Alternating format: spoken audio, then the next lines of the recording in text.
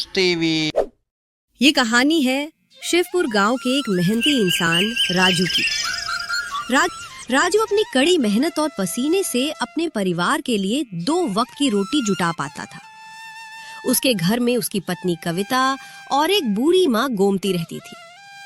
राजू के पास एक छोटी सी जमीन थी जो उसके पूर्वजों की आखिरी निशानी थी। राजू दिन भर उसमें पसीना बहाता और शाम को थका हारा घर आता। अजी, आप खेत से आ गए?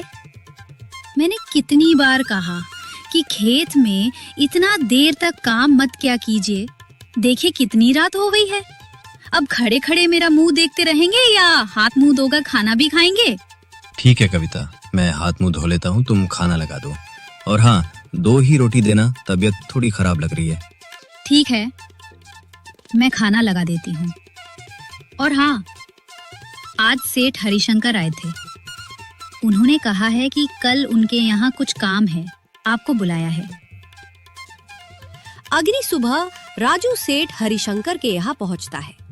नमस्ते मालिक, मुझे कविता ने बताया कि आपको काम है, इसलिए चला है। हाँ राजू, ये देखो गाड़ी में 25 बोरी चावल है। इन्हें आज शाम तक गोदाम पहुंचाना है। मोहन की तबीयत खराब है, इसलिए ये काम तुम्हें देना पड़ा। राजू थोड़ी देर सोच में पड़ गया। गोदाम तो 900 मीटर दूर है और तबीयत भी कुछ ठीक नहीं। अगर एक और आदमी होता तो काम आसान हो जाता। राजू, मुझे भरोसा है तुम पर और मैं पूरी मजदूरी दूंगा।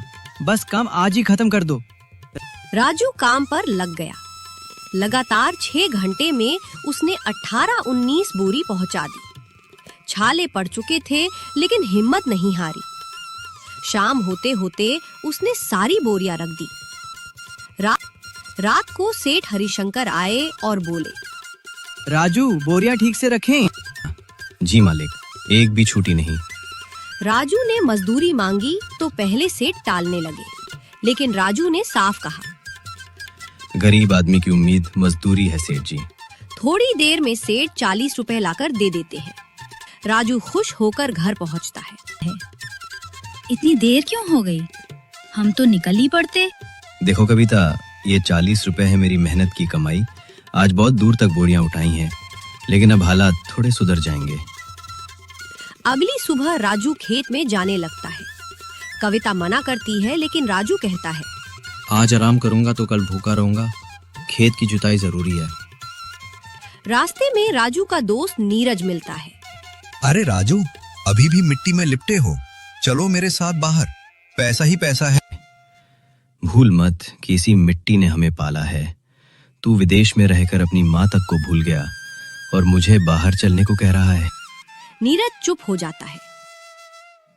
राजू खेत में पहुंचता है और जुताई शुरू करता है।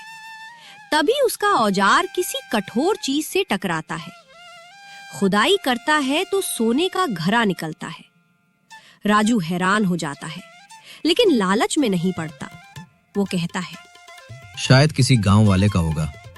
मैं मुखिया रतिराम को सौंप देता हूँ। राजू गांव के लोगों से पूछता है, पहले भीमा काका, फिर मोहन लाल भाई से।